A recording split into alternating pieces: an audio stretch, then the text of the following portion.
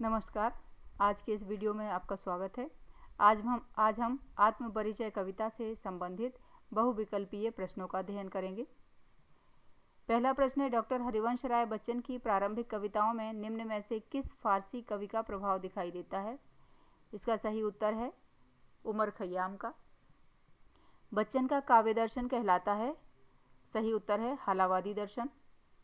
हलावादी दर्शन की विशेषताएं हैं सूफियाना सी बेख्याली, इश्क मजाजी से इश्क हकीकी, तेरा मेरा के सारे झगड़े काफूर, उक्त सभी। इसमें ये सभी गुण हैं, सभी विशेषताएं हलावादी दर्शन की हैं, इसलिए घ उत्तर सही है उक्त सभी। मैं जग जीवन का भार लिए फिरता हूँ का आशय है ग, जग जीवन से निरपेक्ष रहना संभव नहीं है। जग जीवन का भार लिए फिरता हूँ का आशय है कि वह सांसारिक जीवन के बोझ को उठाए हुए है, क्योंकि इससे दूर रहना संभव नहीं है। सांसों के दो तार कहकर कवि बच्चन ने अपने व्यक्तित्व की तुलना किस वाद्य यंत्र से की है? इसका सही उत्तर है वीणा से। कवि की सांसों के दो तारों को किसने छूकर झंकृत किया है? इसका सही उत्तर है ग, प्रिय ने। आत्मपरिचय का कवि कौन सी मदिरा का पान किया करता है? इसका सही उत्तर है प्रेम की। मैं कभी न जग का ध्यान किया करता हूँ, पंक्ति में ध्यान का आशय है ग, परवाह। जग किनको पूछता है? क, जो संसार का गुणगान करें। अगला प्रश्न है 10वां, कवि किसके मन का गान करता है? सही उत्तर अपने स्वयं के मन का, घ। 11वां प्रश्न, कवि ने उपहार किसे कहा है? सही उत्तर है ग, हृदय के भावों को। 12वां प्रश्न, कवि ने संसार को कहा है?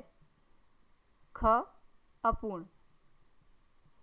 13वां प्रश्न है, कवि को संसार क्यों नहीं अच्छा लगता है? तो इसका सही उत्तर है क्योंकि संसार अपूर्ण है, ग उत्तर सही है। 14वां प्रश्न है, उन्मादों में अवसाद, रोदन में राग, शीतल वाणी में आग आदि वाक्यांश सिद्ध करते हैं कि कवि का दुनिया से द्विधात्मक एवं द्वंद्वात्मक संबंध है, कवि का दुनिया से प्रीति कलह का संबंध है, कवि का जीवन विरुद्धों का सामंजस्य है, उक्त सभी। इसमें ये तीनों ही सही हैं, इसलिए चौथा उत्तर सही होता है उक्त सभी। मैं जला हृदय में अग्नि दहा करता हूँ, कवि ने किस अग्नि की चर्चा की है? तो यहाँ का उत्तर सही है प्रेम की आग। 16वां प्रश्न, कवि किन दोनों स्थितियों में मग्न रहा करता है? क, प्रेम और घृणा, मिलन और वियोग, ग, सुख और दुख, अमीरी और गरीबी। ग उत्तर सही है सुख और दुख। 17वां प्रश्न, मैं भव मौजों पर मस्त बहा करता हूँ, मैं मौज शब्द का आशय है? क, आनंद, ख, हंसी मजाक, ग, मौजे, घ, लहरें। यहाँ मौज मतलब होता है लहरें, तो घ उत्तर सही है मौज। 18वां प्रश्न, कवि यौवन के उन्मादों में क्या लिए फिरता है? क, नशा, ख, दीवानगी, ग, अवसाद, घ, वैराग्य। तो इसमें ग उत्तर सही है अवसाद। 19वां प्रश्न, कवि को कौन बाहर से हंसाता तथा भीतर से रुलाता है? क, संसार, ख, प्रेयसी, ग, परमात्मा और घ, प्रेयसी की स्मृतियाँ। तो सही उत्तर है घ, प्रेयसी की स्मृतियाँ। 20वां प्रश्न है, प्रयत्न कर करके सभी मिट गए, लेकिन फिर भी क्या नहीं जान पाए? क, प्रेम का रहस्य, ख, परमात्मा का रहस्य, ग, सत्य का रहस्य, घ, संसार का रहस्य। इसका सही उत्तर है ग, सत्य का रहस्य। 21वां प्रश्न है, कवि ने मूढ़ किसे कहा है? विकल्प हैं क, स्वयं को, ख, संसार को, ग, पियक्कड़ों को, घ, इनमें से किसी को नहीं। तो इसका सही उत्तर है ख, संसार को। कवि क्या सीख रहा है? 22वां प्रश्न है, कवि क्या सीख रहा है? विकल्प हैं क, नया ज्ञान, ख, सीखा ज्ञान भुलाना, ग, ध्यान एवं योग, घ, इनमें से कुछ नहीं। तो इसका सही उत्तर है ख, सीखा ज्ञान भुलाना। 23वां प्रश्न है, मैं और जग और में और शब्द का अर्थ है? क अन्य या दूसरा, ख एवं, ग उक्त दोनों ही, घ इनमें से कोई नहीं। तो इस कविता के अर्थ में इसके दोनों ही सही है, अन्य या दूसरा एवं ख एवं, इसलिए सही उत्तर आएगा ग उक्त दोनों ही। 24वां प्रश्न है, प्रतिपग से कवि किस पृथ्वी को ठुकराने की बात कर रहा है? प्रतिपग से कवि किस पृथ्वी को ठुकराने की बात कर रहा है? तो क जिस पर उसके सपनों का संसार नहीं है, ख जिस पर संसार भौतिक वैभव इकट्ठा करता है, ग जिस पर अन्याय का आतंक है, घ जिस पर उसका प्रिय नहीं है। तो इसका सही उत्तर है जिस पर संसार भौतिक वैभव इकट्ठा करता है। 25वां प्रश्न, कवि अपने रुदन में भी लिए है, क प्रेम, ख करुणा, ग राग, घ त्याग। तो इसमें सही उत्तर है ग राग। 26वां प्रश्न, मैं निज रोदन में राग लिए फिरता हूँ। पंक्ति में राग शब्द का अर्थ है, राग का क्या अर्थ है यहाँ पर? तो क है गीतों की लयात्मकता, ख प्रेम, ग आकर्षण, घ विकर्षण। ये विकरण हो गया है गलती से, इसको आप इग्नोर करेंगे और इसको विकर्षण की तरह पढ़ेंगे, लेकिन सही उत्तर इसमें आएगा क गीतों की लयात्मकता।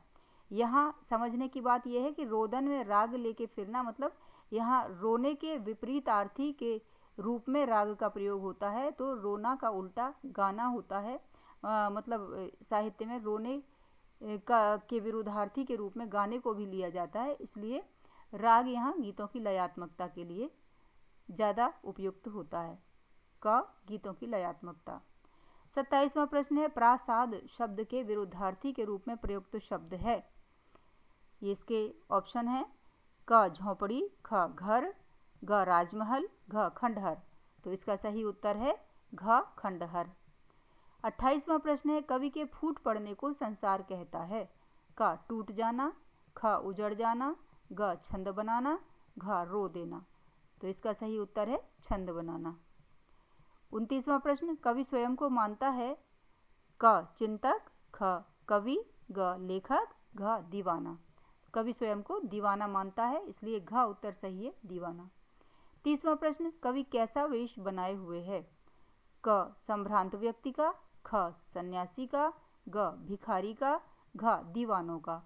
तो इसका सही उत्तर है घ दीवानों का। 31वां प्रश्न, कवि का कौन सा संदेश सुनकर संसार झूमने लगता है? क मस्ती का, ख प्रेम का, ग त्याग का, घ वैराग्य का। तो इसका सही उत्तर है क मस्ती का। 32वां प्रश्न है, स्नेह सुरा में अलंकार है, क उपमा, ख रूपक, ग मानवीकरण, घ पुनरुक्ति प्रकाश। तो इसका सही उत्तर है ख रूपक। 33वां प्रश्न है, सत्य किसी ने जाना पंक्ति में अलंकार है, तो क अनुप्रास, ख रूपक, ग प्रश्नालंकार, घ इनमें से कोई नहीं। तो इसका सही उत्तर है ग प्रश्नालंकार। 34वां प्रश्न है, मैं सीख रहा हूँ सीखा ज्ञान भुलाना में चमत्कारोक्ति है, क विरोधाभास, ख अनुप्रास, ग उपमा, घ उक्त सभी। सही उत्तर है क विरोधाभास। 35वां प्रश्न है, मैं और जग और में अलंकार है।